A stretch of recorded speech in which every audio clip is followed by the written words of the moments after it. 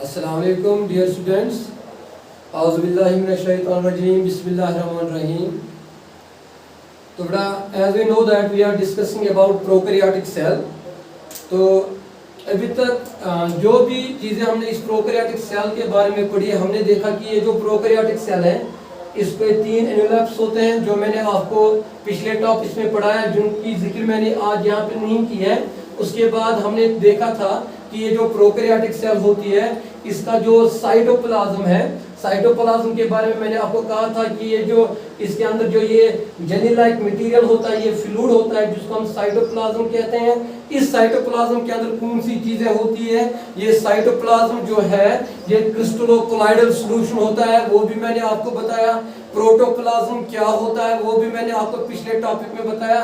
लेकिन आज जो हमारा टॉपिक है वो हम ये देखेंगे कि जो हमारे पास ये जो प्रोकैरियोटिक सेल है इसके अंदर जो क्रोमैटोफोर्स होते हैं इनका काम क्या है।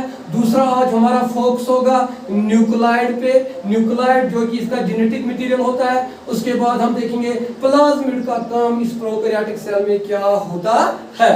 तो बेटा, जहां तक क्रोमैटोफोर्स का ताल्लुक होता है, क्रोमैटोफोर, बेटा ये जो क्रोमैटोफोर्स होते हैं, जैसे मैंने यहाँ पे आपको दिखाए हैं, ये क्रोमैटोफोर रेड कलर से मैंने यहाँ पे दिखाए हैं, इनका नाम क्रोमैटोफोर्स होते हैं। बेटा एक्चुअली ये क्रोमैटोफोर जो है ये इस प्रोकैरियोटिक सेल में, यानी कि ये जो ये प्रोकैरियोटिक सेल है जिसको बैक्टीरियल सेल भी कहते हैं, बैक्टीरियल सेल, ये इस प्रोकैरियोटिक सेल में फोटोसिंथेटिक पिगमेंट्स होते हैं। क्या होते हैं बेटा? ये फोटोसिंथेटिक पिगमेंट्स, फोटोसिंथेटिक पिगमेंट्स, यानी कि ये जो प्रोकैरियोटिक सेल यहाँ पे होती है, इस प्रोकैरियोटिक सेल में वो वाले प्रोकैरियोट्स, यानी कि जो प्रोकैरियोट्स फोटोसिंथेसिस दिखाते हैं, सारे प्रोकैरियोट जो है, आधे प्रोकैरियोट्स ऑटोट्रॉप्स होते हैं और आधे हेटेरोट्रॉप्स होते हैं।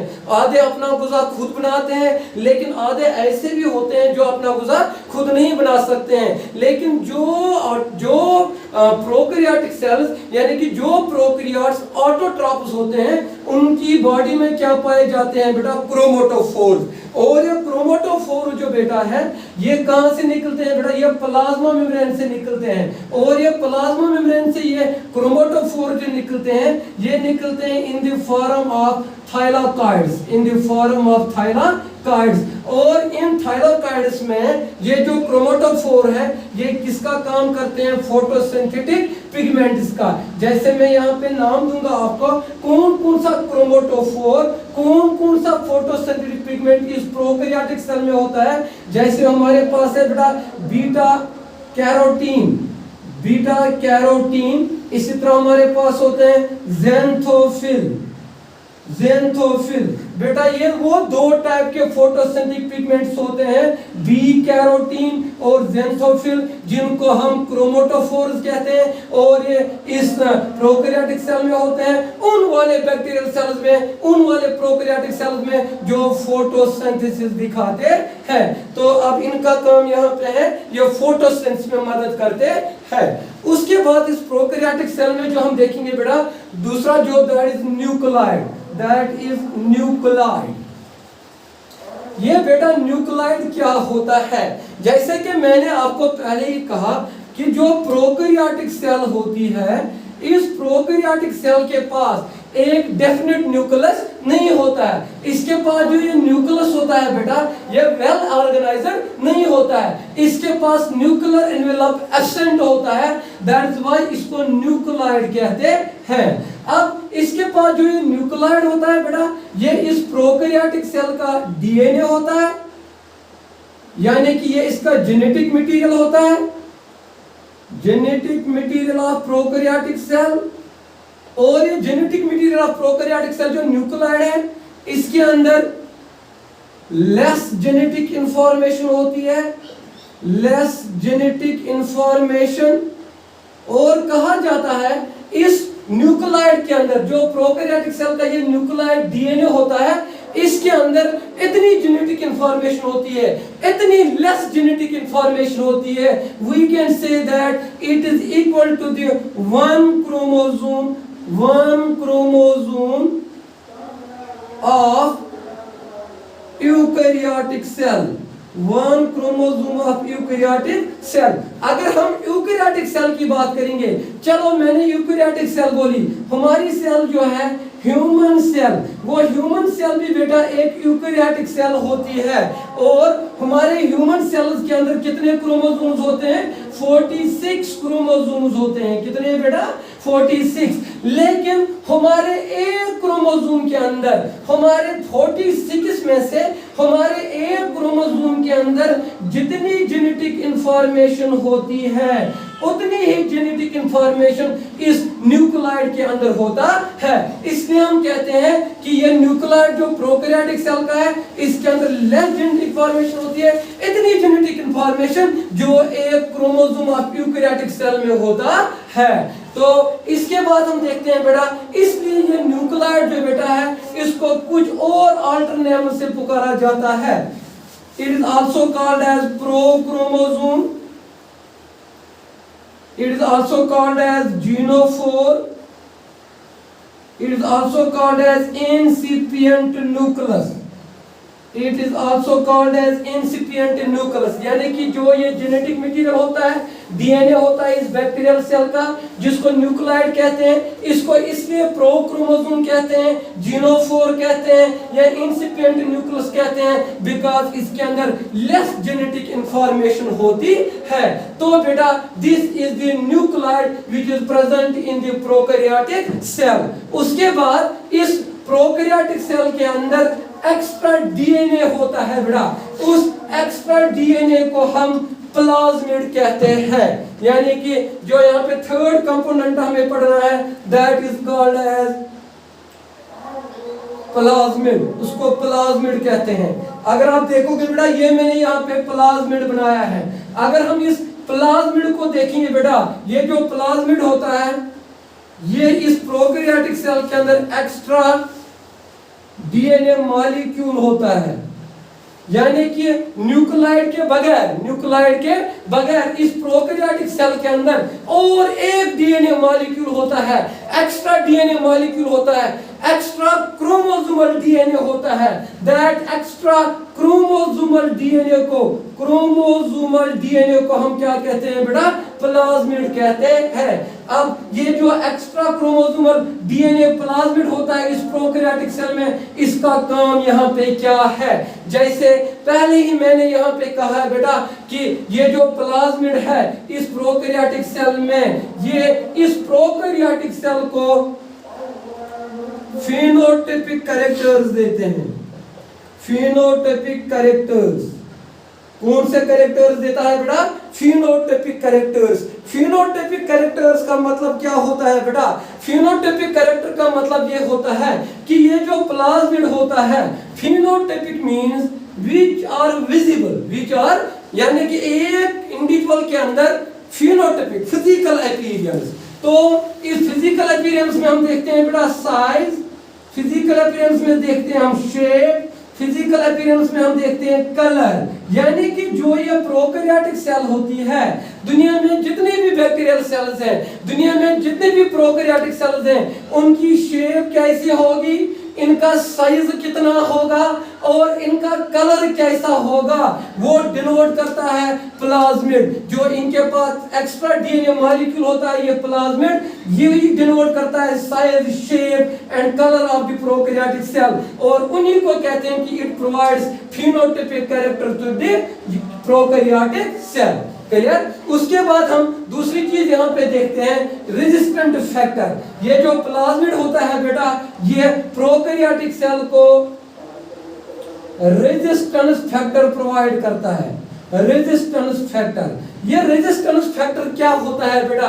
रेजिस्टेंस फैक्टर का ये मतलब होता है कि ये जो प्लाज्मिड होता है, इस प्लाज्मिड के अंदर जीन्स होते हैं। क्या होते हैं बेटा? जीन्स। जो जीन्स कौन सा फंक्शन करते हैं? As resistant factor. Resistant factor का ये मतलब होता है कि ये जो बैक्टीरियल सेल होती है, बैक्टीरियल सेल, इस बैक्टीरियल सेल को कुछ केमिकल से, कुछ टॉक्सिक मटेरियल्स, या we can say that chemicals, और वी कैन से दैट कोई भी केमिकल जो इस बैक्टीरियल सेल को बचाता है, और इस बैक्टीरियल सेल को इन केमिकल से या इन टॉक्सिक मटेरियल से कौन बचाता है बेटा? Resistant factor. और रेजिस्टेंट फैक्टर किसके अंदर होता है बेटा? प्लाज्मिड काम करता है एज रेजिस्टेंट फैक्टर, यानी कि it acts as a resistant factor in the bacterial cell. Resistant factor means plasmid के अंदर रेजिस्टेंट फैक्टर जीन्स होते हैं जो इसको टॉक्सिक केमिकल से बचाता है। उसके बाद हम देखते हैं इसका थर्ड फंक्शन जो बेटा है, that is fertility factor. Fertility factor का ये मतलब होता है बेटा कि ये जो प्लाज्मिड होता है, ये जो एक्स्ट्रा डीएनए मॉलिक्यूल इसके अंदर होता है बेटा, प्लाज्मिड, इसका काम होता है it acts as fertility factor. इसका मतलब ये हुआ इस प्लाज्मिड के अंदर जीन्स पाए जाते हैं। क्या पाए जाते हैं बेटा? जीन्स। जो जीन्स ट्रांसफर होते हैं from one bacterium to another bacterium, from one bacterium to another bacterium। और फर्टिलिटी फैक्टर को ट्रांसफर करने में जो जीन्स काम करते हैं from one bacterium to another bacterium, उसी को हम फर्टिलिटी फैक्टर कहते हैं। उसके बाद इसकी जो नेक्स्ट फंक्शन है इस प्लाज्मिड की, दैट इज इसके अंदर बेटा निफ जीन्स पाए जाते हैं। यानी कि ये जो प्लाज्मिड होता है बेटा, ये जो extra DNA chromosomal DNA molecule इस प्रोकैरियोटिक सेल के अंदर होता है, ये प्लाज्मिड, इस प्लाज्मिड के अंदर कौन से जीन्स होते हैं? Nif genes. और बेटा ये निफ जीन्स कौन से जीन्स होते हैं? What are these nif genes? बेटा ये निफ जीन्स वो जीन्स होते हैं जो किन में पाए जाते हैं? नाइट्रोजन फिक्सेशन बैक्टीरियाज में। किन में पाए जाते हैं बेटा? नाइट्रोजन फिक्सेशन बैक्टीरियाज में। और जो ये प्लाज्मिड के अंदर निफ जीन्स होते हैं, इसी की वजह से जो नाइट्रोजन फिक्सेशन बैक्टीरिया होते हैं वो एटमॉस्फेरिक नाइट्रोजन को फिक्स करते हैं। किसको फिक्स करते हैं बेटा? एटमॉस्फेरिक नाइट्रोजन को। इसलिए हम बोलते हैं जैसे सीडोमोनास है, जैसे एजोबैक्टर है, उनकी बॉडी के अंदर जो प्लाज्मिड होता है उस प्लाज्मिड में कौन से जीन्स होते हैं? निफ जीन्स होते हैं। और इसी निफ जीन्स की वजह से वो क्या करते हैं बेटा? नाइट्रोजन फिक्सेशन करते हैं, एटमॉस्फेरिक नाइट्रोजन को फिक्स करते हैं। इसी तरह हम देखते हैं बेटा कि उसके बाद हम देखेंगे कि ये जो प्रोकैरियोटिक सेल होती है, इसके अंदर मैंने यहाँ पे रेड कलर से दिखाए हैं बेटा, जिनको इनऑर्गेनिक इंक्लूजन्स कहते हैं। ये इनऑर्गेनिक इंक्लूजन्स क्या होते हैं? Inorganic inclusion, inorganic inclusion. तो अगर आप देखोगे जो मैंने यहाँ पे इस प्रोकैरियोटिक सेल में, इस बैक्टीरियल सेल में इनऑर्गेनिक इंक्लूजन दिखाए हैं बेटा, ये इनऑर्गेनिक इंक्लूजन 3 टाइप्स के होते हैं। कितने टाइप्स के होते हैं बेटा? प्रोकैरियोटिक सेल में 3 टाइप्स के। Number first volutin granules, number second sulphur granules, and number third are called as iron granules। हाँ, तो बेटा हम देखते हैं कि ये प्रोकैरियोटिक सेल जो है इसके अंदर अभी इनऑर्गेनिक इंक्लूजन कितने टाइप्स के होते हैं? 3। Number first volutin granules, good. Number second sulphur granules, शाबाश। Number third iron granules. तो बेटा काम क्या है इस प्रोकैरियोटिक सेल में, इस बैक्टीरियल सेल में? इनका यह काम होता है कि ये बैक्टीरिया को, ये प्रोकैरियोटिक सेल को ओरिएंटेट करते हैं। क्या करते हैं बेटा? Orientate on geomagnetic lines, on geomagnetic lines. यानी कि जब ये बैक्टीरिया जो है, जब ये मूवमेंट करता है अर्थ पे, या जिस डायरेक्शन, यानी कि जिस डायरेक्शन में इनको जाना होता है, जिन जियोमैग्नेटिक लाइन से इनको मूवमेंट करना होता है, उन जियोमैग्नेटिक लाइंस में इनको मूवमेंट करने में कौन मदद करते हैं बेटा? इनऑर्गेनिक इंक्लूजन्स, जैसे वोलेटिन ग्रेन्यूल्स है, सल्फर ग्रेन्यूल्स है और आयरन ग्रेन्यूल्स है। इसलिए मैंने लिखा they help the bacteria, they help this prokaryotic cell to orientate in the geomagnetic lines. तो बेटा ये मैंने आज आपको जो साइटोप्लाज्म होता है, जो प्रोकैरियोटिक सेल के अंदर chromatophores, nucleoid, plasmid, nif genes, resistance factor, fertility, inorganic inclusion जिसमें वोलेटिन ग्रेन्यूल्स, सल्फर ग्रेन्यूल्स और आयरन ग्रेन्यूल्स, इनके बारे में मैंने आपको कहा। लेकिन अब बारी आती है बेटा आपके असाइनमेंट की, और आपके लिए जो आज असाइनमेंट है, 2 क्वेश्चंस मैं आपको यहाँ पे डालूंगा असाइनमेंट के लिए। पहला क्वेश्चन आपके लिए ये है कि आपको बताना है give the name of 2 photosynthetic bacteria. Photosynthetic bacteria, 2 photosynthetic bacteria का नाम आपको बताना है। तो पहला असाइनमेंट है 2 फोटोसिंथेटिक बैक्टीरिया का नाम आपको बताना है। दूसरा असाइनमेंट आपके पास ये है बेटा कि कौन से, यानी कि कौन से जीन्स ऐसे हैं, कौन से जीन्स ऐसे होते हैं प्लाज्मिड के अंदर जो नाइट्रोजन, जो बैक्टीरिया को कैपेबिलिटी देते हैं for nitrogen fixation, for nitrogen fixation. फिर एक बार बताऊंगा मैं। पहला, give the name of 2 photosynthetic bacteria.